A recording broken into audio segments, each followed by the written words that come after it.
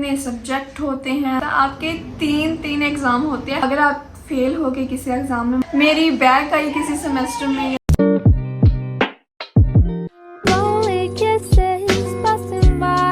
Hello everyone, welcome और welcome back to my YouTube channel Kahani unfilter. और आज हम करने वाले हैं एक बहुत ही हटके टॉपिक पर बात, बहुत ही एक अलग से टॉपिक पर बात, थोड़ी सी पढ़ाई वाली बात। क्योंकि मैंने चेक किया कि जो मेरी ऑडियंस है उसका एज ग्रुप है near about 18 to 24 in between.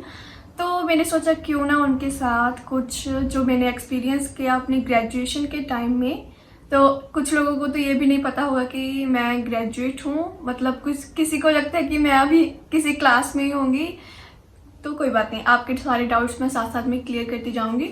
आज हम बात करने वाले हैं स्ट्रीम के बारे में। जो स्ट्रीम मैंने चूज़ की, क्या वो मेरे लिए फ़ायदेमंद थी, क्या आप उसे चूज़ कर सकते हैं। मैं अपनी तरफ से अपना एक्सपीरियंस आपके साथ शेयर करूंगी। 10th के बाद मैंने चूज़ की थी science, that is PCM, physics chemistry and math, जिसको नॉन मेडिकल भी बोलते हैं। नॉन मेडिकल क्योंकि इसमें बायोलॉजी नहीं होती, हम डॉक्टर वाली लाइन से अलग चले जाते हैं। हम एक ना इसको इंजीनियरिंग की लाइन बोला जाता है कि इंजीनियरिंग की लाइन है, और मेडिकल वालों को डॉक्टर्स की लाइन बोला जाता है।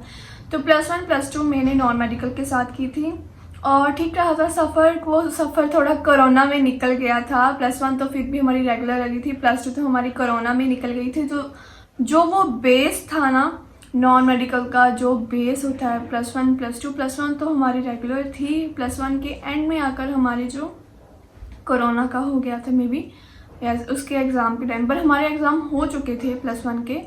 तो उसके बाद +2 आई तो हमारी स्टार्टिंग ही लॉकडाउन में थी, मतलब तब हमने कुछ भी नहीं किया था, कोई भी क्लासेस सब ऑनलाइन लगता था। और ऑनलाइन आप सबको पता है कि ऑनलाइन कैसा जाता है। उसके बाद हमने सोचा कि क्या करें हम आगे। और ना हमारे कॉमन एरिया में जो है ना लड़कियों के लिए ऑप्शन होती है वो BA, BSc, BCom इन तीनों में से होती है, बी वोकेशनल, ऐसे 4-5 डिग्रियाँ हैं। तो हमारे यहाँ पर माइंड में इतना कुछ अलग तो नहीं आता कि हाँ कुछ अलग से करें, कुछ भी। जैसे आज हमें पता लगता है कि कुछ अलग भी हो सकता था। तो लाइन जो आती है ना बस ग्रेजुएशन के लिए BA, BCom, BSc, BTech, तो ये सब चीज़ें होती हैं। तो PCM के बाद क्योंकि वो इंजीनियरिंग की लाइन थी, और इंजीनियरिंग में होती है BTech में भी अलग अलग होती है, जैसे BTech मैकेनिकल, BTech सॉफ्टवेयर, ऐसे ऐसे होते हैं। मुझे इसके बारे में नहीं पता क्योंकि ये मेरी लाइन नहीं थी। ये लाइन मैंने तभी छोड़ दी थी अपनी +2 के बाद, क्योंकि मुझे इंजीनियरिंग नहीं करनी थी, ना ही मेरा इंटरेस्ट था, और ना ही मेरी फैमिली में से किसी ने बोला था कि जा बेटा कर ले BTech। तो ये तो मेरे माइंड में आया ही नहीं। मेरी फ्रेंड्स ने किया, मेरी बेस्ट फ्रेंड जो मेरी 15 साल पुरानी सहेली है उसने BTech किया। वो BTech मैकेनिकल कर रही है अभी, क्योंकि BTech 4 साल की होती है और जो ग्रेजुएशन होती है वो 3 साल की होती है। BSc वो 3 साल की होती है। तो मैंने चूज़ की BSc, और BSc में आते वक्त मुझे कुछ भी नहीं पता था कि इसमें होता क्या है। सिर्फ इतना पता था कि ये साइंस की ग्रेजुएशन है, मैं साइंस और मैथ के बारे में इसमें पढ़ूंगी। और जब मैंने इसमें एंट्री ली ना तो मुझे कुछ नहीं पता था कितने सब्जेक्ट होते हैं, क्या सब्जेक्ट होते हैं, क्या बुक्स होती हैं, कितने टफ होते हैं, कितने एग्ज़ाम्स होते हैं, कुछ भी इसके बारे में मुझे नहीं पता था। और मैं आपको बता दूं कि मैंने जो BSc की है वो पंजाब यूनिवर्सिटी पटियाला के थ्रू की है। तो मैं उसी के अकॉर्डिंग आपको सारा पैटर्न और बताऊंगी कि क्या क्या मुझे यहाँ पर BSc की जर्नी में देखना पड़ा। हमारा फर्स्ट सेमेस्टर था वो लगा था, मतलब वो रेगुलर क्लासेस लगी थी तब। फर्स्ट सेमेस्टर में हमारी रेगुलर क्लासेस थी, पर जो एग्ज़ाम्स थे हमारे वो नहीं हुए थे फर्स्ट सेमेस्टर में। तब ऐसे ही हो जाता था, कुछ टाइम रेगुलर लगा लेते थे और फिर बीच में फिर बंद कर देते थे। तो तब फिर लॉकडाउन लग गया था, मतलब पता नहीं क्यों इन्होंने नहीं लिए हमारे एग्ज़ाम्स। ले सकते थे क्योंकि क्लासेस हमारी लगी थी, पर इन्होंने एग्ज़ाम्स हमारे लिए नहीं थे। एग्ज़ाम्स इन्होंने ऑनलाइन ही, मतलब ऐसे हमने घर बैठे दिए थे और उन्होंने ऑनलाइन चढ़ा दिए थे। तो मतलब फर्स्ट सेमेस्टर में तो हमें कुछ पता नहीं लगा ना फिर इसके बारे में कि एग्ज़ाम्स होते कैसे हैं, क्या होता है। बस घर बैठे इन्होंने क्वेश्चन पेपर भेज दिए ऑनलाइन, हमने सॉल्व करके इनको वापस भेज दिए। तो तब तो पता भी नहीं था कि कितने मार्क्स के क्वेश्चन होते हैं, कितना कितना इसमें लिखना पड़ता है, तो टू द फैक्ट लिखना पड़ता है या और कुछ बढ़ा चढ़ा कर लिखना पड़ता है, तो कुछ भी ऐसा नहीं पता था। उसके बाद हमारा आया सेकंड सेमेस्टर, जिसमें मची हलचल, जिसमें हमें पता लगा अरे भाई ये तो डिग्री ही बहुत डिफ़िकल्ट है। तो इतनी ज़्यादा हमें सेकंड सेमेस्टर में, एक तो हमें टाइम ही नहीं मिला क्योंकि लॉकडाउन, तब हमें घर पर बैठाए रखा इन्होंने, मतलब क्लासेस लगी नहीं। जब क्लासेस लगी तो वो सिर्फ लगी थी एग्ज़ाम्स के 1.5 महीना पहले। तो 1.5 महीने में हम क्या करते हमें कुछ नहीं पता था। उसी 1.5 महीने में हमें पता चला कि ये डिग्री इतनी ईजी नहीं है जितनी सिर्फ इसका नाम प्यारा सा है, BSc। इतना सुनने में कूल सा नाम है, पर ये इतनी ईजी डिग्री नहीं है। तो हमारे होते थे सबसे ज़्यादा एग्ज़ाम्स, सबसे ज़्यादा जो एग्ज़ाम्स थे वो हमारी थी, जिनकी गिनती में भी 10 से 12 पेपर थे। वो पेपर ही निकलते हैं मुँह से, वैसे एग्ज़ाम्स कहते हैं एग्ज़ाम्स। तो सबसे ज़्यादा एग्ज़ाम्स हमारी होते थे, हम देते रहते थे। बीकॉम वाले देकर चले जाते थे, BA वाले देकर चले जाते थे, पर हमारे एग्ज़ाम्स ख़त्म होने को ही नहीं आते थे और हम अक गए थे कि ये क्या हो गया, हमने कौन सी डिग्री चूज़ कर ली। सच में हम ना बाद में ना हम सोच रहे थे कि कहीं गलत डिग्री तो नहीं चूज़ कर ली। तो ये सब दिमाग में आता था। तो मैं आपको इस वीडियो में यही बताऊंगी कि हमारा BSc का जो पैटर्न कैसा होता है। तो बेसिक चीज़ें मैं क्लियर करूंगी इस वीडियो में। अगर आप BSc कर रहे हैं, BSc के फर्स्ट सेमेस्टर में है, BSc करना चाहते हैं आगे जाकर, तो आपके लिए ये वीडियो बहुत ही बेनिफिशियल होगी। तो पहले आप समझ लेना कि इसका पैटर्न वगैरह क्या होता है। तो उसके बाद हमें धीरे धीरे पता लगने लगा जो फिजिक्स, केमिस्ट्री एंड मैथ जो इसके सब्जेक्ट्स होते हैं मेन BSc के, तो ऐसा नहीं है कि आपका फिजिक्स का एक एग्ज़ाम है, केमिस्ट्री का एक एग्ज़ाम है और मैथ्स का एक एग्ज़ाम है। ऐसा बिल्कुल भी नहीं होता। आपके तीन एग्ज़ाम होते हैं हर एक सब्जेक्ट के। तो आप लगा लो कि 3 केमिस्ट्री, 3 फिजिक्स एंड 3 हमारे मैथ। तो वो भी हर सेमेस्टर में अलग अलग।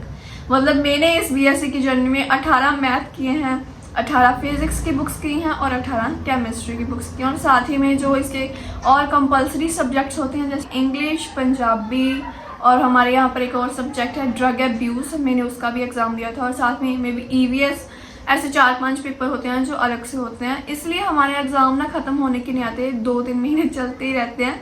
पर ऐसा है कि हाँ, इस यूनिवर्सिटी में, जिस यूनिवर्सिटी के अंडर मैं कर रही हूँ, यहाँ पर ना एग्ज़ाम में छुट्टियाँ नहीं होती इतनी, सिर्फ 1 या 2 दिन की होती है। जैसे BA में ना आपको देखने को मिलेगा कि 1 वीक का गैप होता है, आपको देखने को मिलेगा।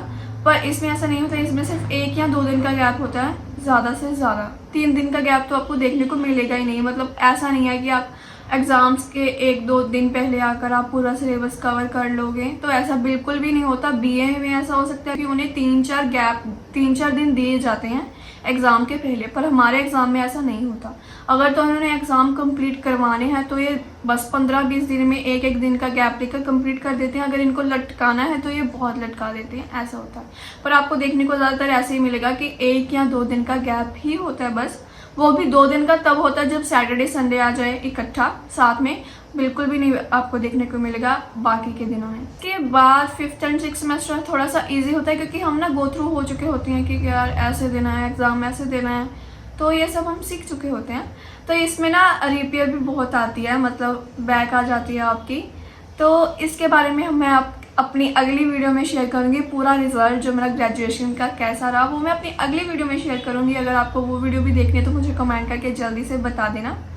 तो वो सब चीज़ें मैं आपको अगली वीडियो में शेयर करूंगी। इस वीडियो में मैं आपको यही बताना था, बेसिक चीज़ें क्लियर करनी थी कि अगर आपको इस BSc की डिग्री में आना है तो आप पहले ही देख लें कि आप मैथ इतने कर पाएंगे, इतनी फिजिक्स, इतनी केमिस्ट्री, सब कुछ आपको करना पड़ता है। और ऐसा नहीं है कि आपने एक बुक कर ली तो काफ़ी है, ऐसा नहीं होता है। आपको पासिंग मार्क्स हैं जो लेने पड़ते हैं। जो मेन बात है, अगर आप फेल हो गए किसी एग्ज़ाम में, मान लो आप फिजिक्स में फेल हो गए, आपके इतने मार्क्स नहीं आए, पासिंग मार्क्स जो 35% होते हैं, मे बी 35 to 38, पहले 33% थे, अब इन्होंने 2% और बढ़ा दिया था। अगर आपके उतने मार्क्स नहीं आए तो ऐसा नहीं है कि आपको सिर्फ एक बुक का एग्ज़ाम दोबारा देना पड़ेगा, आपको तीनों बुक्स का एग्ज़ाम दोबारा देना पड़ेगा। हमारे साथ भी ऐसा हुआ कि हमारे साथ में किसी के 2-2 एग्ज़ाम में बैक आ गई तो उन्हें 6 एग्ज़ाम्स दोबारा देने पड़ते हैं। तो ऐसा होता है। तो अपने आप देख कर लेना ये रिस्क कि हम ये कर सकते हैं। तो हाँ, इसके फ़ायदे भी हैं BSc के, और थोड़े से इसके प्रोज एंड कॉन्स जो हर चीज़ के होते हैं। थोड़े से फ़ायदे होते हैं, थोड़े से नुकसान होते हैं, कुछ झेलना पड़ता है हमें। तो ये सब चीज़ें तो होती रहती हैं, हमने भी देखी हैं।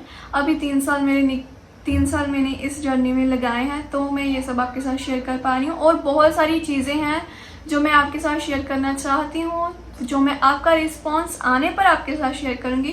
तो जल्दी जल्दी मुझे कमेंट करके बता देना कि और क्या क्या चीज़ें हैं जो आप इसके बारे में जानना चाहते हैं। तो ये बेसिक चीज़ें थी जो मैंने आज आपको बताई हैं कि एग्ज़ाम का पैटर्न, एग्ज़ाम्स कैसे होते हैं, सब कुछ कैसा होता है। अगर आपने एक बार आँख से निकाल लिया तो ऐसा तो है आप कर लेंगे, फिजिक्स केमिस्ट्री तो आप कर लेंगे, पर मैथ तो आपको सॉल्व करके देखना ही पड़ता है। मैथ बिना इसकी तैयारी किए आप मैथ का एग्ज़ाम नहीं देख सकते। इतने इजी नहीं होते हैं मैथ, बहुत ही डिफ़िकल्ट होते हैं, मतलब हमारे हिसाब से तो डिफ़िकल्ट होते ही हैं। तो मैं आपके साथ अपना रिज़ल्ट भी शेयर करूँगी कि मेरा रिज़ल्ट कैसा रहा, मेरी बैक आई किसी सेमेस्टर में या नहीं आई है, कितनी बार आई है, सब चीज़ें भी मैं आपके साथ शेयर करूँगी अपने आने वाले नेक्स्ट व्लॉग में। तो हमारी ये सीरीज़ अब चलेगी जो है बीएससी की सीरीज़, थोड़ी सी एजुकेशनल पॉइंट ऑफ व्यू से भी अब हम बात करेंगे। तो ये सीरीज़ अभी चलेगी, 3-4 चीज़ें इसके साथ रिलेटेड, इग्नोर बैकग्राउंड नॉइज, तो 3-4 चीज़ें इसके साथ रिलेटेड हैं जो मैं आपके साथ शेयर करूँगी। तो मिलते हैं किसी और नई वीडियो में कुछ और नई चीज़ों के साथ, और मुझे कमेंट करना मत भूलना और वीडियो को लाइक करना भी मत भूलना। तब तक के लिए बाय बाय।